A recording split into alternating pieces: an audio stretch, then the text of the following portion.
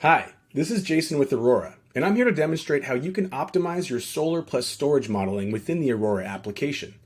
We'll discuss the different types of storage operating modes that you can use to pitch to your customers based on their needs and intended use cases. To get started, I'm here in design mode, and we can see a pre-built PV system on this home. Now, I'm going to call out a few facts and figures that I want you to keep an eye on, and we'll come back to these to see how they change depending on the specific storage operating mode that's selected. This project is on a home in Northern California, where the utility provider is Pacific Gas and Electric, or PG&E. Because California has incredibly steep time of use rates under their NEM 3 rate plan for solar homeowners, you'll notice here that this system is achieving 119% annual energy offset. However, the bill savings is only coming in at 55%. This is due to PG&E's time of use rate structure and their energy export compensation schedule under NEM 3. Again, keep an eye on this 55% savings value, as we'll come back to it to see how it changes when we add storage. So to go ahead and add storage, I'll simply navigate to the top bar here, and we'll select the storage option. And adding storage in Aurora is very basic and straightforward. You'll just simply need to choose your battery, determine the quantity of batteries, and then select your operating mode. So to get started, I'll go ahead and select a battery. In this case, I'll keep my quantity set to 1. And you'll notice that we're going to default to the backup operating mode. Now, Aurora has 3 different operating modes that we can use to model around. We'll start by walking through the backup operating mode. Essentially, the backup mode, what it means is that the battery will remain in a full state of charge and only kick on and only discharge in the event of a grid outage or a grid emergency. So in that case, Aurora is also able to provide some facts and figures in terms of what this battery can do based on the home's energy consumption profile and the specifications of that battery. So we can see here that it can back up essentials, which includes electrical fixtures and select outlets for over a week. It can back up appliances in the home for about a day and a half, and the whole home for about a third of the day. This is really intended for customers who want that peace of mind that they have that backup power available in the event of a grid outage, if there are constant storms, or if there are public safety power shutoffs, which is common in California. This is really intended for customers who just want to have that peace of mind knowing that they can still power their home in the event of a grid outage. So next up, let's go ahead and take a closer look at the 2 remaining operating modes, which are much more focused on driving bill savings, and those are self-consumption and energy arbitrage. So we'll start with self-consumption.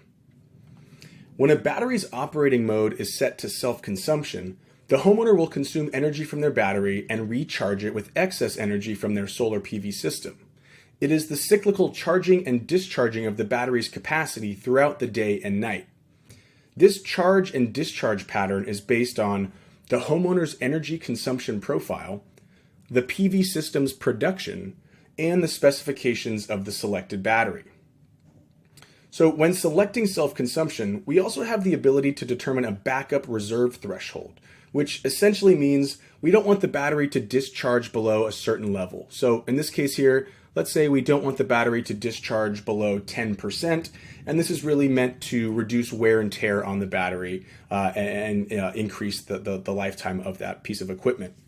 So we'll go ahead and set our backup reserve threshold, and then I'll simply click the Simulate button, and Aurora is going to run its calculations to determine how this will affect the financial savings by including this battery, as well as give us a detailed look at the operational profile of that battery. So we can see here on the right-hand side of the screen, we've got a bar graph that is showing us kind of a financial savings breakdown. And up top, we can see a look at the average monthly utility bill of solar only versus solar plus battery. So as we can see here, just solar only, the average monthly utility bill is going to be about $202, whereas when we go ahead and add that battery, it drops down to around $82.50. And I want you to keep an eye on this number here too, 82.57.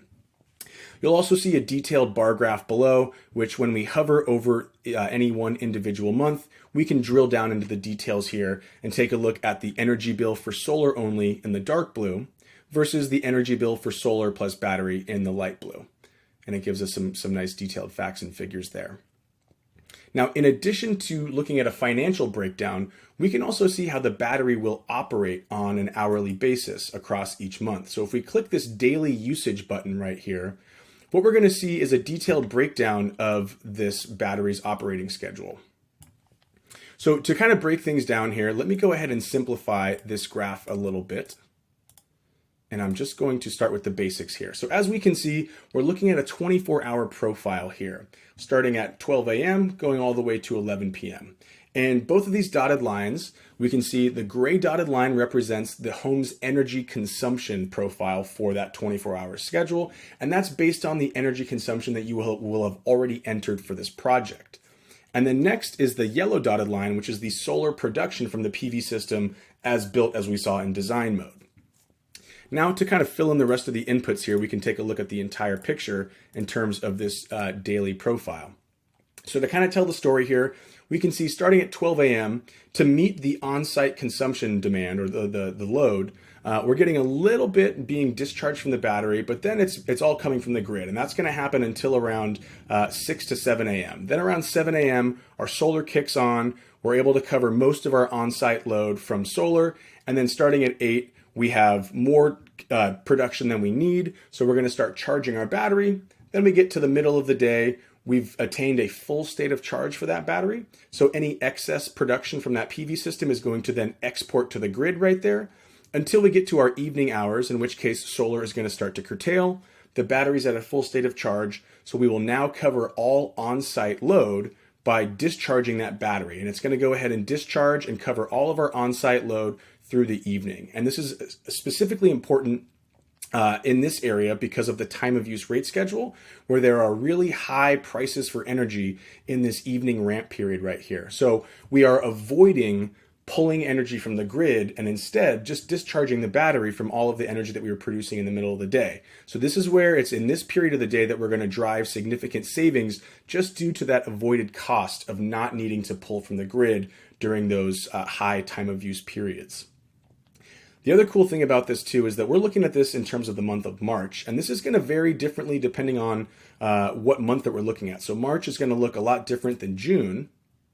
June is going to look a lot different than September. And September is a month that I want us to go ahead and focus on because we're going to see the differences between self-consumption and energy arbitrage here in a second. But for example, in September, you can see due to the nature of the solar access during this month, we're actually able to discharge the battery up until the 2 a.m. hour block. And we're able to charge the battery to a full state of charge a little bit earlier. We're able to start exporting to the grid a little bit earlier. And we're still able to cover all of our on-site load during those evening hours as well.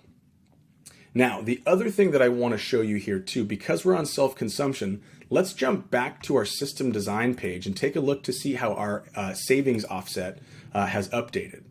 So if you didn't remember, before we added storage and before we put it on self-consumption, our savings was at 55%. And now because we've added a battery, we've set the operating mode to self-consumption, we are now attaining an 82% savings. So we can see that there's a significant increase just based on adding the battery, setting it to an operating mode of self-consumption. And again, this is primarily driven by the fact that we are in an AHJ and a territory that has time of use rate plans and certain export energy schedules as well here too. So next up, let's go ahead and jump into energy arbitrage. So to do that, I'll go back to my storage page. And while energy arbitrage is similar to self-consumption insofar as the battery will charge and discharge daily, it specifically aims to maximize financial returns based on the utility rate schedules and export compensation rates. So to show this once again, we'll just change our operating mode and we'll just select energy arbitrage right here.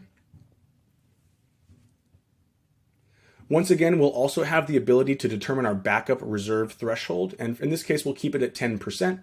And I'll just go ahead and click that simulate button once again. And on the right-hand side, we're going to have the same type of information that's being shown to us in terms of a financial comparison breakdown and then that operational profile in terms of daily usage. Now, the thing that really jumps out to us here is looking at our average monthly utility bill, Our solar only is going to stay the same, but now you can see that solar plus battery has gone down even more. And that's because the energy arbitrage operating mode aims to maximize financial savings. It's looking at the time of use rate schedules, it's looking at the export compensation rates, and it's determining the best times to charge and discharge the battery. It's not necessarily just the cyclical charging and discharging just to meet the on-site consumption or demand. It's looking at how can we maximize returns as much as possible. And so because of that, we've noticed that this value has dropped even more. I think it was in the $80 range for self-consumption, and now it's gone just about at $57.91. So we can see how energy arbitrage is able to maximize savings even more. And to see that in more detail, once again, you can hover over these different bars, and it's going to give you a more detailed breakdown in terms of the cost, the surplus, and that daily grid use on an average month-by-month basis. Now, where we can really see this in action as well, too, is by looking at our daily usage graph. So once again, we're familiar with what we're seeing here. It's always going to default to the month of March, but where we can really see the difference in these savings is when we go back to that month of September.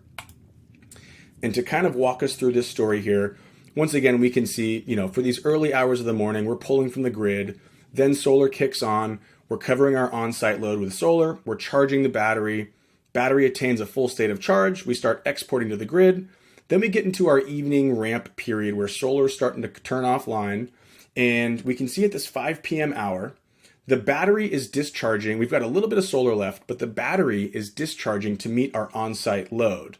But our battery is at a state of charge of 89%, so we've got a lot of charge left in that battery.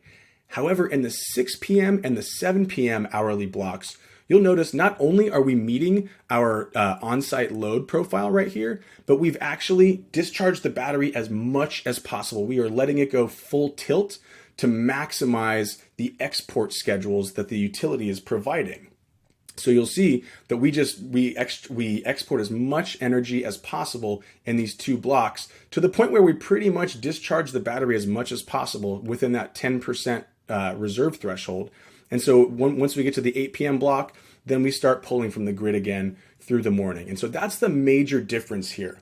While self-consumption is that cyclical charging and discharging, it's really only meant to meet that on-site consumption or that on-site load. Whereas with energy arbitrage, it's looking specifically to maximize financial returns. And to kind of paint this and give a little bit more detail here, the reason why we're seeing this spike in export during these two blocks, I'm going to pull in a little graph for us to look at. And what we're looking at here is the PG&E base export compensation rate schedule. This is pulled from 2023. And what we can see is that this is basically giving us a 24-hour profile across all 12 months of the year. And we can see what the utility will compensate you for exporting to the grid for a kilowatt hour. And so for most of the year, you can see this is coming in around 5 cents, maybe even less than 5 cents, less than 10 cents even for part of the year. But what I want to draw your attention to is during this September month, in that 6 to 7 p.m. block, you can see the export compensation rates gets as high as $3 per kilowatt hour. So the Aurora system is able to identify that and says, in order to maximize our financial savings and our financial returns, we are going to export as much energy to the grid as possible because it is financially advantageous. So what we're seeing here ties directly to these two spikes in the graph that we're seeing here. And to really tie it all home, let's jump back to our system design page. And we can see how our savings value now has gone up even more. Originally it was at 55%, then it went up to 82% for self-consumption, and now it's jumped even higher up to 87%. So you can really see how it's being felt within the overall model that we're going to be able to present to our customer here. And again, this is really driven by the time of use rates and the rate plan that is offered for this specific territory here too. So to kind of sum it all up, that's pretty much storage modeling in Aurora right there. Once again, we've got 3 operating modes: backup, self-consumption, and energy arbitrage. It's important to understand what your customer is looking for, what's going to provide the most value to them, and Aurora gives you the optionality to show different types of operating modes based on their preferences. So I hope you enjoyed, and thanks so much.